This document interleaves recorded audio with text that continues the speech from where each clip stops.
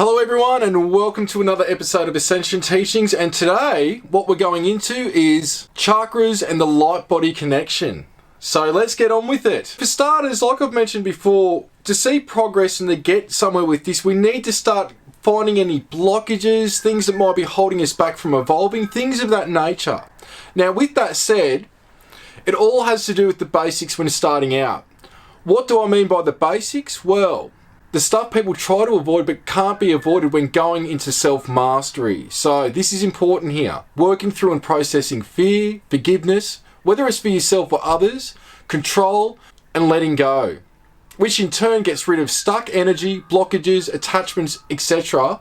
And a big thing to do with this as well is healing the inner child. So something that I'll give you as an early sort of project for homework, if you're open to doing this again, it's completely up to you. Lay down or sit up, whatever works, do a clearing, and go back to a traumatic time it could be your childhood, your teenage years, even something recent. Now what happens is, when you go back to that time of that event, what I want you to do is talk to yourself at that time. So it could be something when you were 7 years old that happened that's still staying with you now, or in your teenage years, or in your 20s, 30s, whatever. Go back to that time and talk to yourself and let it know that everything's turned out okay, and also thank them for getting you through that time, but let them know that where you've ended up is okay, but that aspect of you and them, they can now move on. That's what you've got to let them know, is that they can now move on. That whatever's happened at that time, yes, it's shaped and molded direction and course of the way that things have gone, but let them know that some of these traits that have affected you negatively, that's impacted you, you no longer need that you thank them and love them, but send them on their way so they can be happy and move on as well. This is where it's basically a form of quantum healing. So this is where you can have an event happen where, just say, sexual assault. Now for years going after that event, you may be somebody that doesn't want people to touch you. You may find somebody that's great to get in a relationship, but you've got trouble with being touched, intimacy, things like that. And this is where, when the time's ready, that's where you go back to that time of the event. Let that person know that, look, I needed that protection to be standoffish and all those things after that event happened to get through it. That's why there's certain byproducts with events, with the way that we act, that we do, if that makes sense.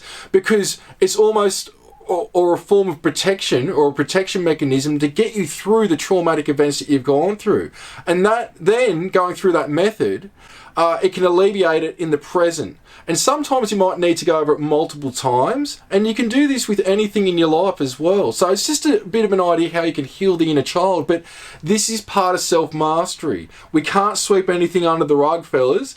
And ladies out there, we've got to sort of be boots on the ground and deal with it, because this is part of self-mastery and conscious evolution. Whether obtaining the right rainbow light body or not, it doesn't matter.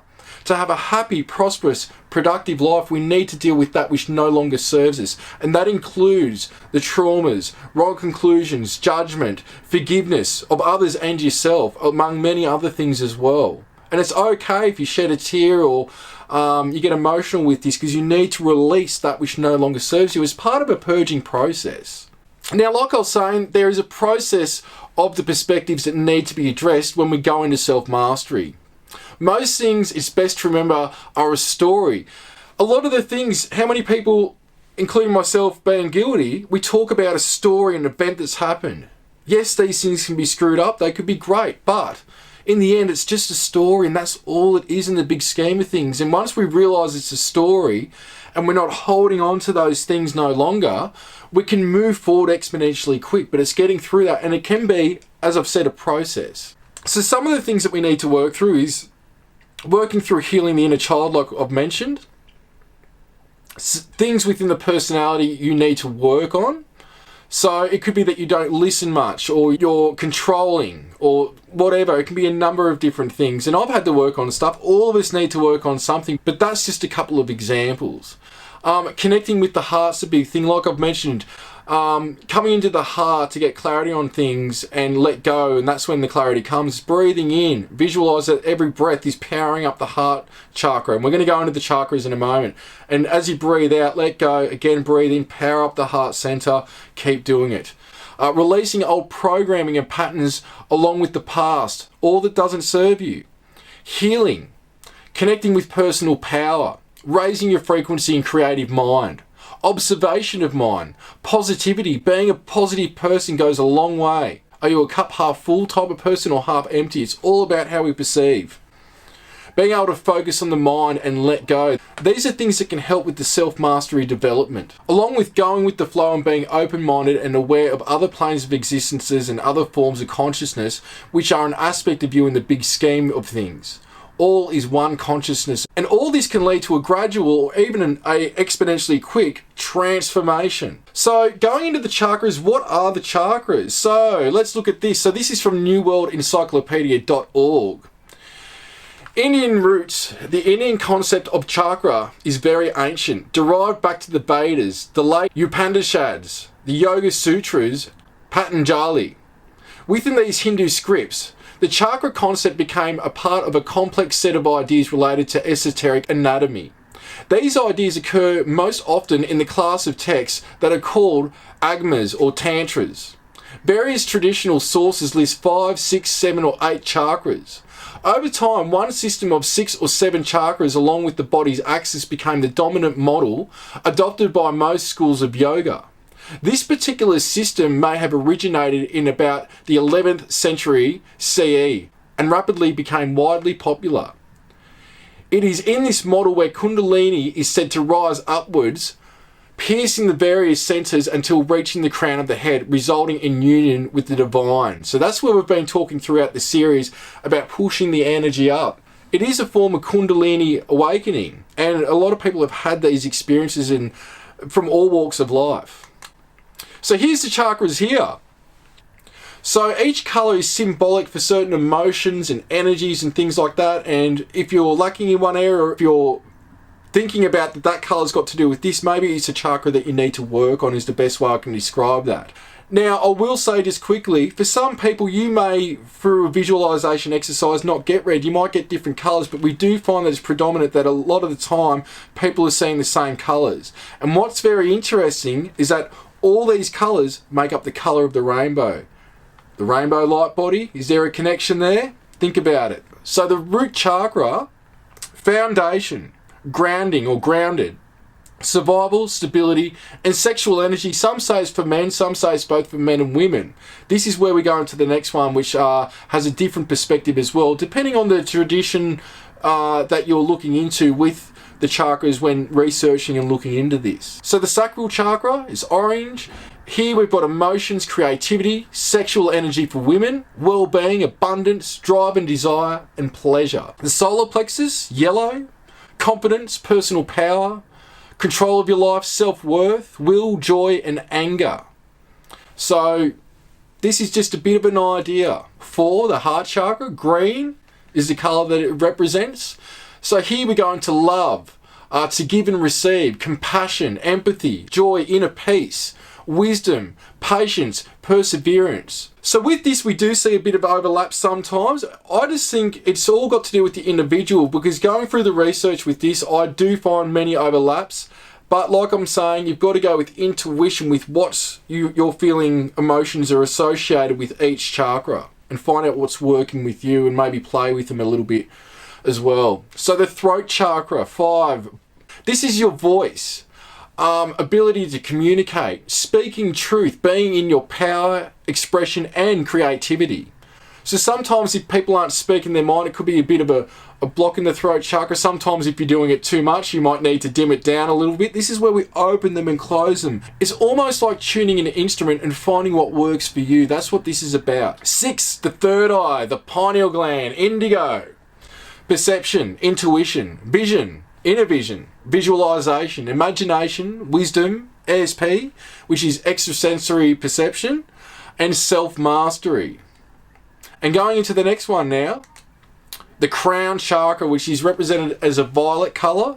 Spiritual connection, higher consciousness, inner and outer beauty, and union. Union not just with source, but your divine aspect, your Merkaba, which is a part of the overall collective as well. So the light body connection, the chakras, when you look at them together, it represents a rainbow. Is all these energies becoming in line and being enhanced and igniting the rainbow light bodies? That's possibly what's happening when we obtain the rainbow light body. We start working with the energetic wheels or centers, the chakras, and once we work with them, we have them in line and harmony, and we know how to start really tapping into them. Is this a process over time, if it's your journey to obtain that rainbow light body, or have your own form of ascension? Either way, you're raising your frequency, working with them and being aware of them.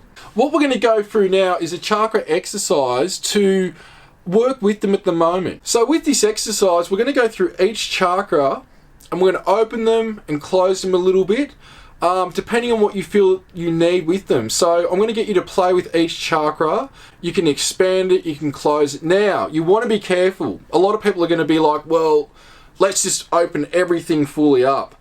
I've had a lot of people that have been to different places in Asian cultures and South America, and even healers here in Australia and America, elsewhere, that there has been people that know what they're doing with this that have opened up people's chakras full blown, and that is not the way to go with this, because it's very irresponsible to do that. Some people could be just a normal person that's not into this and they've gone to it just because the wife said to go and do it, and maybe it'll help you with your emotions and issues that you've got or whatever. And then the person opens up every chakra, they can't operate. They're seeing entities everywhere. They're tapping into everyone's sensations and feelings. They can't operate in the 5 sense reality. And the thing is, we still need to be able to operate in this reality. But what I'm wanting to do with this is, if you've got some issues in certain areas, we're going to open them and close them a little bit, and then you find what works right for you. So what I want you to do is just get relaxed. You can lay down for this, or you can sit up, whatever works for you. Close your eyes. And what I'm going to do now is a James Gilliland clearing, which is quick and good and just as effective as the ones that I normally do. So you can find this at James's website as well. We just want to welcome all entities in love and light. We speak to you all from the Lord God of our being, telling you all you're healed and forgiven, lifted and enlightened, and you're filled and surrounded by the Christ light, the Christ love. May we ask the beautiful many to escort you all and take you to your perfect place and go in peace. Thank you. So what I want you to do now is start out with the root chakra, which is red. And I want you to visualize it. Use your imagination if you've got to. And visualize it at the bottom area of the spine, the root chakra, which is red. And what I want you to do is visualize it opening up and then closing down, not completely. And what I want you to do is intuitively feel where it sits right for you. And go with where you feel that should be in size and intensity. So it could be the size of a golf ball, the size of a grapefruit. Find what works for you. And this represents foundation, grounding, survival, stability, sexual energy.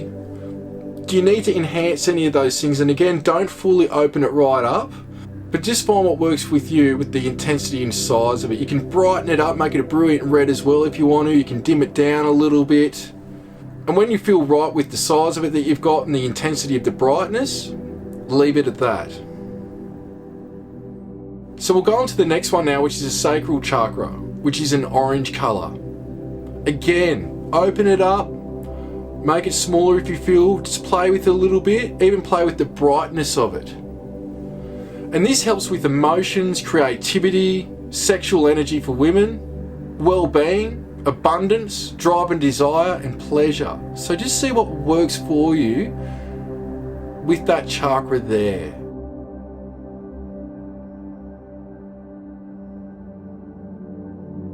And when you've got it right, leave it there, and we'll go on to the next one. The solar plexus, or the solar chakra. This is represented as yellow. So again, open it up, make it small, brighten it if you feel, or make it a little bit dull. And what this assists with is personal power, confidence, control of your life, self-worth, will, joy, and anger.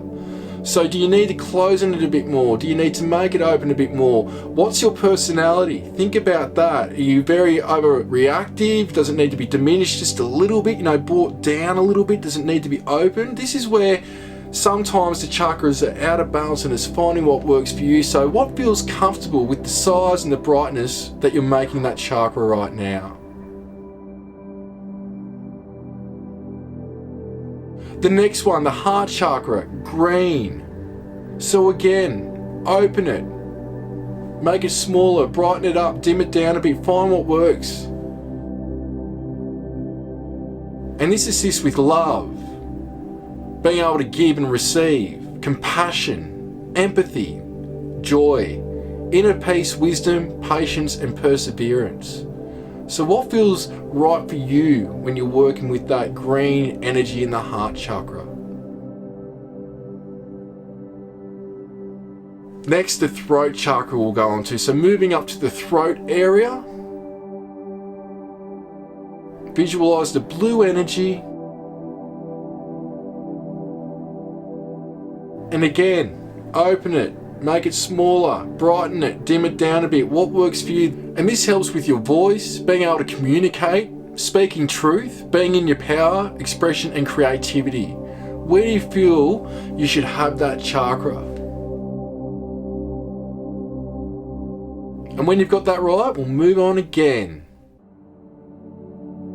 Now we're up to the mind's eye, the third eye. This is represented as an indigo color, so it's sort of a bluish purple energy. And again, do the same thing. So this helps with perception, intuition, vision, visualization, inner vision, imagination, wisdom, ESP ability, so extrasensory perception abilities, and self-mastery. Where do you feel that should sit? The intensity, the size? Go intuitively with it again. And we'll go on to the next one now. The crown chakra, which is represented as a violet color. So this has got to do with spiritual connection, higher consciousness, inner and outer beauty, union with source and your own God self, and higher states of consciousness, as I've mentioned. So what feels right for you with that? Again, open it, close it, whatever works for you. And when you've got it right, leave it there. And when you're ready, move your fingers, your toes, slowly open your eyes and come back to the body.